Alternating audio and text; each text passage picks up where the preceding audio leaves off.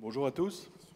Alors, on m'a probablement fait venir pour que je parle de transport, mais non, je ne vais pas vous parler de transport en avion, je vais vous parler du transport des informations des uns vers les autres.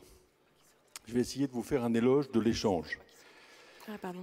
Alors, comme nous avons une dizaine de minutes, je vais d'ores et déjà vous dire à peu près l'intégralité de ce qui sera ma démonstration pour que vous puissiez suivre, et puis ensuite je déroulerai plus paisiblement. Le mal qui ronge la société française, c'est le chômage. Et le parcours qui a été celui de votre serviteur, qui a été entre la province et Paris, entre le secteur public et le secteur privé, m'a conduit à observer les maux de la société française, parmi lesquels le sentiment que les Français étaient malthusiens et avaient du mal à voir le voisin s'enrichir. Quand l'assiette du voisin se remplit, ça vide la vôtre. Et puis, en creusant un petit peu, je me suis dit que finalement, plus profondément, la société française avait une difficulté avec l'échange. Or, l'échange est une condition nécessaire du progrès. Et la France dévalorise les échanges depuis plusieurs centaines d'années. Cette situation a des racines anciennes, au XVIIIe, au XIXe, et je crois qu'il faut revaloriser l'échange et, accessoirement, déconstruire le mythe du profiteur.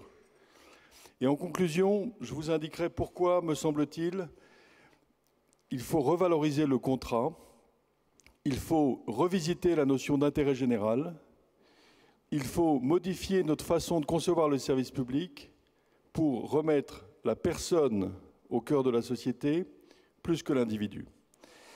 Alors, le mal qui ronge la société française, c'est le chômage. Qui peut dire aujourd'hui que tous les besoins sont satisfaits ? Évidemment non.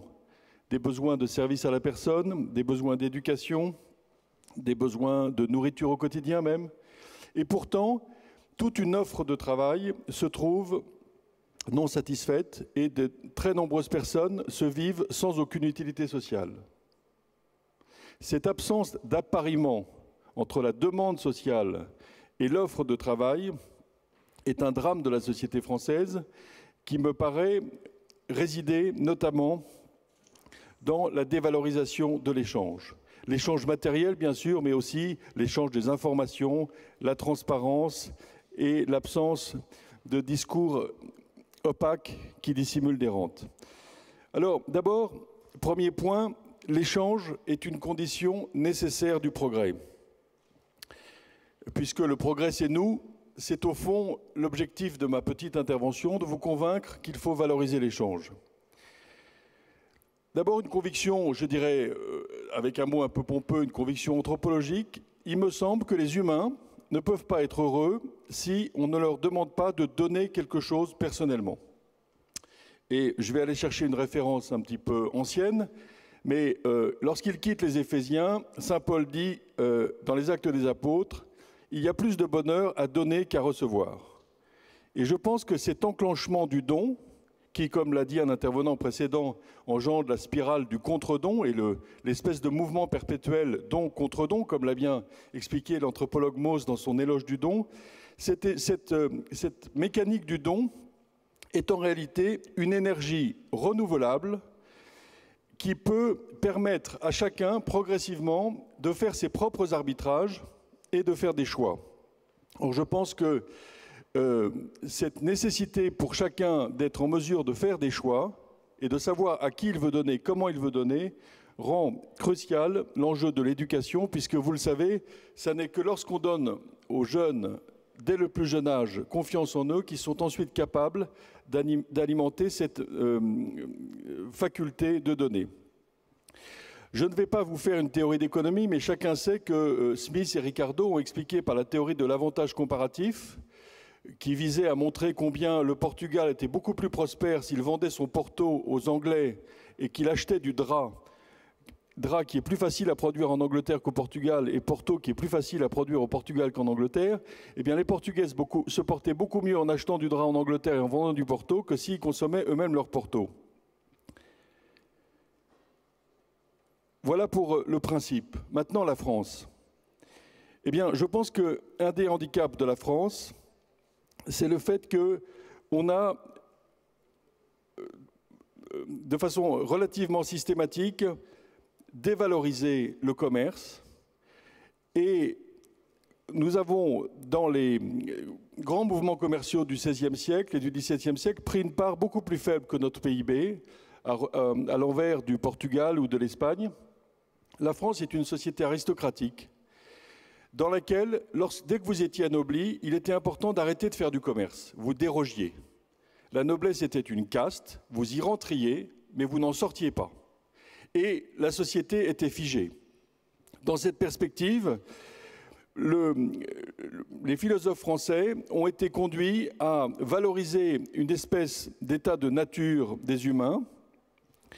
Vous savez que le système de Rousseau repose sur le système qu'un jour, les hommes, pour leur malheur, abandonnèrent l'état de nature pour l'état de société. Je pense exactement le contraire. Je pense que, comme l'économiste Frédéric Bastiat, je pense que pour l'homme, l'isolement, c'est la mort. Or, si hors de la société il ne peut vivre, disait Bastiat, la conclusion rigoureuse, c'est que son état de nature, c'est l'état social. Dans ce contexte, dans la vision anxiogène et contrainte de l'état social du XVIIIe siècle, s'est constituée la notion française d'intérêt général. Le philosophe Philippe d'Iribarne a remarquablement travaillé sur ces notions en montrant qu'en France, la notion d'intérêt général s'est définie comme un ordre supérieur aux intérêts individuels, contrairement au monde anglo-saxon où l'intérêt général, c'est la somme des intérêts individuels. Et donc, en France, l'intérêt général est une notion dont les pouvoirs publics auraient la maîtrise et dont les citoyens seraient en quelque sorte des parties subsidiaires. Au prétexte que cet intérêt général serait maîtrisé par les pouvoirs publics, on estime que seule l'inégalité peut naître de l'échange marchand qui est ainsi dévalorisé.